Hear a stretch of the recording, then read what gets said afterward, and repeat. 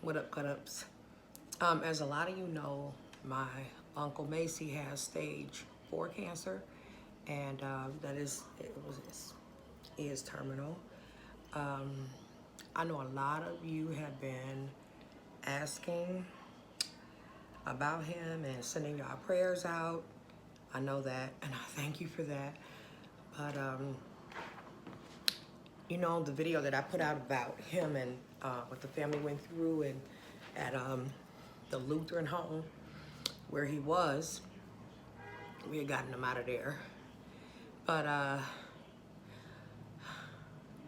unfortunately, and I really hate to say it, but after he came from the hospital, he was released to a place even worse.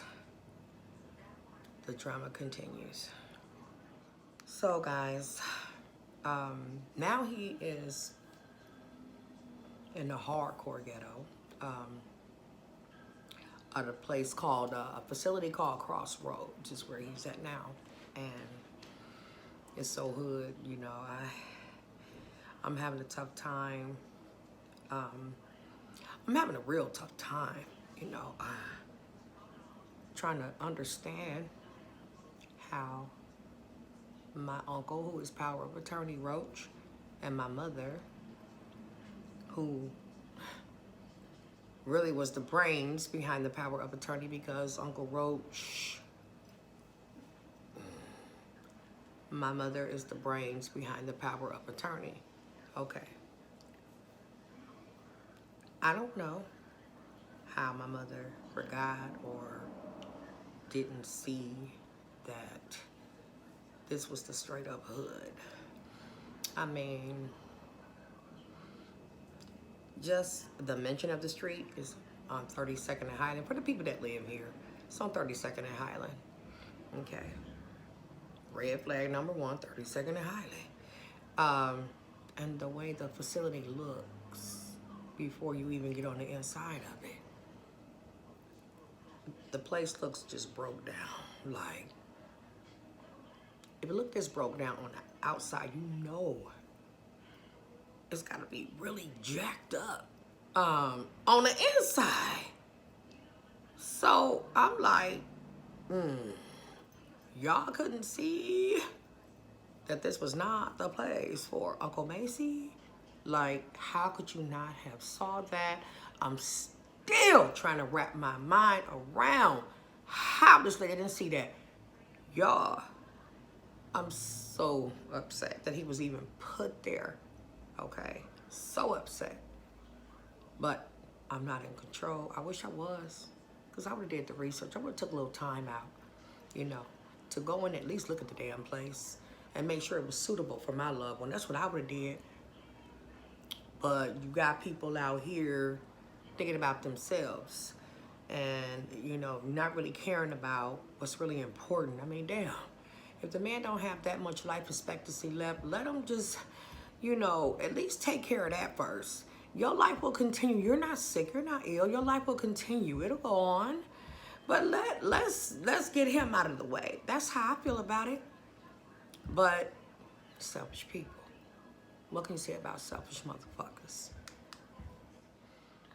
And I'm saying that because, Uncle Macy and Uncle Roach live together. And, a lot of people, well, not a lot of people, just me and Uncle Macy, we was the ones that lived with Uncle Roach. When I got out of prison, I lived on my own for about a year, but then after that year was up, I went and lived with him for about a year. But at that time, he still had his female friends come over from time to time and whatnot. But after I moved out, my Uncle Macy, no, I was still living there, but Uncle Macy moved in, so I knew it was time for me to go, so I left. But I'm just saying, I can understand how Uncle Roach wants his freedom, so to speak, his privacy, and, be able to live his life and stuff. And you know what? He's entitled to that. He is. But he's not sick. He do got some little ailments and stuff, but he's not terminal. So I just feel like, you know, he could have waited a little bit or whatever, even though the situation is too that Uncle Macy couldn't be cared for at home anymore. You know, either he had to be in a facility. I found that out the hard way when we did take him out of the Lutheran home, and he came here to my house. Okay. Um, yeah, you know, I just, I just feel some type of way, you know, because it was like no thought or no consideration about where he was put. You know, he just got put in the hood. And now, like, my mother is upset and stuff and trying to argue with the staff and this, that, and the other. And I just don't understand why you put him here, or told the power of attorney, who was he'll listen to a damn fly. Okay, excuse me, sorry, uncle, but your brain power just needs to be a little more, you know, it just needs to be more. I mean, I love you, you know I do. We got a very special bond, but you know, at a time like this, you need somebody who's aggressive and somebody who's smart, who can talk to people and, you know, make decisions and stuff like that. You can't have somebody in control who is a very non-aggressive, um, very plain-minded person. You can't have a person like that around. You know, being a power of attorney, that's just not how, it just ain't right, you know. But that was the case here, you know. No disrespect, but I just feel like, you know, Uncle Roach was basically, you know, ready to move because he had been looking for apartments, okay? And I just feel like he was just ready to move and go on with his life. And, you know, he had made it very clear that he did not want Macy coming back home, okay? And that's fine because, like I said, Macy is, you know, in no condition to be cared for at home, okay? When he first started at home hospice, he could walk. But it had got way more advanced where he can't really walk, and we were scared he was gonna fall because he had fallen, you know, trying to walk and leave and stuff. So it got to the point where no, we could not care for him at home, nobody. So I don't blame nobody for that one.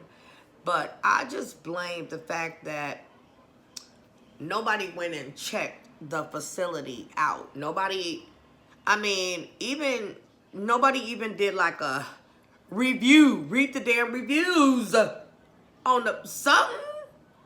Yeah, just put him in there, and then and he's gonna die in there. And I hate to say that, y'all, but the truth is what it is. That's what it is. So with that being said, early this morning, like a little bit after 6 something, Uncle Roach called me, and he said that the nurse called him and at the facility where Uncle Macy is, and said that he was not doing well, that we needed the family to get there. So I got there first because it's not too far away from here. Plus I drive fast. I got there first, went up to see him. And I remember instantly when I walked into the room, I started having flashbacks of Uncle Michael. For the people that don't know, I just went through this like a couple years ago. Was it last year? A couple years ago? I forget because I push it to the back of my mind. But I just went through this with Uncle Michael and Macy. And it's so ironic that Macy was in the same position. The same position that Uncle Michael was in. His head tilted the same way. His mouth open the same way. And it was just like just going through it all over again, because that's what's happening. I'm going through it all over again. So I go in and, you know, I hold his hand right away and call him kind of loud. I call him, he opened his eyes, you know, it's just like he is incoherent. But at the same time, he is coherent because I called his name. I kept calling his name real loud. And one time he said, "What?" And I kept calling him, and I just kept telling him, "We here." You know, first, I'm here, because I was there first. I was like, "I'm here." And I was holding his hand, and I could feel him holding my hand back, you know. And then when I think I was going to call some more family members, you know, for the ones that didn't get called, and let them know what was going on. So I reached to go get my phone, so I was going to take my hand away from his, and I felt him hold it, like grab onto it. So of course I stayed and just held on to his hand as long as, you know, until I was able to get it away without him, you know, grabbing on back to it. So I got the phone call, some family, you know, whether they come or not, they can't say they weren't called. They can't say that they didn't know what was going on, because that'll be a bunch of bull, because they did know. The majority of the people that knew. So I was just there, you know, holding his hand and, you know, stuff.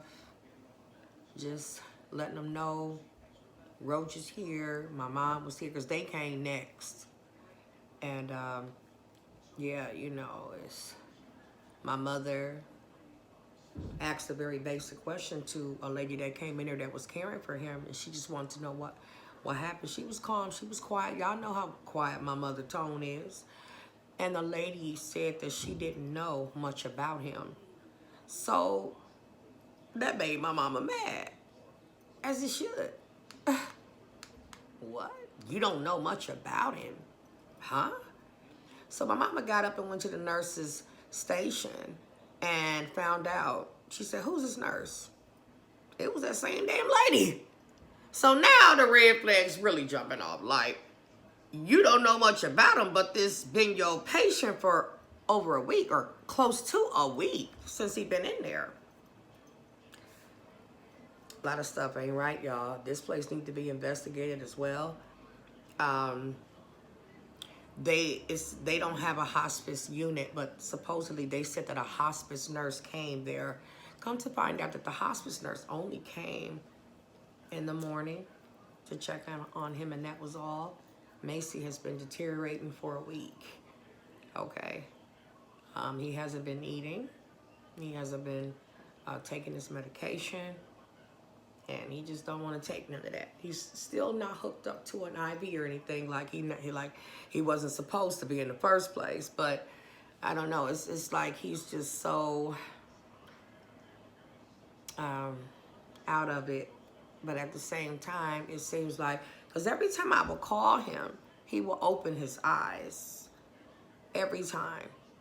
So he can kind of hear, but mostly he can't communicate. So that's just real hard to see. But I still cannot get the fact that no, you know, investigation was taken, no action was taken to go and check that damn place out before they put him in there. And like I said, red flags the whole damn neighborhood, like New Jack City. I mean, don't get me wrong. Back in the day, because it's mansions and stuff there, you know, on both sides of the streets. Because back in the day, like in the 50s and 60s and 70s, it was a different type of a neighborhood where it was ritzy and it was mostly Caucasian people, and it was. But honey, that ain't what it is now. This is, like I said, New Jack City. Everything is going on in those apartment buildings on both sides of the street. And you can clearly see it's just in the gutter. I mean, I don't understand how my mother, in her mind, whatever mind she was in, could say that she thought Highland was nice. How? How? And when I first heard he was going there, I asked then, you know, that's the ghetto. And she got mad. She hung up on me because I'm like, Mama, how could you not know this? How could you not know? There was a time when you didn't have a car and you lived on 33rd and Clybourne, for the people that know the area that live here. You lived on 33rd and Clybourne, okay? And you know that that was a jacked up area. So it's all within walking distance to me. And I just don't see how she didn't know. Somebody got to make me understand that in some type of way. And I don't think that's going to happen. You know, I clearly let my mother know, no, I'm sorry, but she dropped the ball on this one. I feel like my uncle was let down. I feel like my uncle felt like he was pushed aside to die. I truly feel that because I know my uncle. I love my uncle, okay? And I truly feel that. And then it didn't help with, on top of everything, with COVID being the way it is, that the visitation is so limited because they wanted just virtual visits, not even physical visits. So that made it tougher for him too, and us. Well, me. I'm not gonna speak for nobody else. I have my own separate, distinctive relationship with each and every one of my family members. So I have a different relationship with Uncle Macy. But, you know, I was the one willing to take him in when everybody else was just saying what they was going to do, you know. Wasn't about no action. I'm just saying, you know, at the end of the day, let's see how deep that love go. Not just words. Let's see if you can tolerate staying up all night with this man because he's going through whatever it is he's going through. And he's calling people that's dead, like his brother Michael, and going through the motions. And one thing I do have to say, when he was going through all that, I was right here with him, though. Right here with him. Blankets and stuff, still right there in between the couch. There's a whole bunch of blankets and pillows because he was on the floor. And I wanted to make sure he didn't hurt himself. And I was up pretty much the majority of the night. I probably closed my eyes for a couple hours that night, but never really resting because I was worried about his oxygen staying in his nose because he kept moving around. He couldn't be still. He just kept moving and moving and moving. And I don't know why, but he just kept moving. He went from the couch and then he was up against here, this wall. He was up against the sofa that I'm sitting on. He was up against this wall. The next morning, or when I got up, he was in between my bedroom here and the kitchen. This is where he was, on the floor. Okay? So I don't know why he moved like that. I'll never know. But all I know is that I was here to endure it. Make sure, you know, if he wanted something to eat, I was there. He didn't eat. He didn't drink anything. You know, smoked a cigarette. Maybe two. That's really it. But it's just that I could talk to him and stuff still. You know, he was sedated on some shit then, you know, that he was fighting off, but he was still, he's a strong person. But he was able to fight it off, you know. And one thing that I'm so glad about is that when we was in here on this dining room, I was sitting here and he was on the floor, but I was holding his hand and, you know, he just bust out and said, "You saved me." And that just made me feel so good. Like,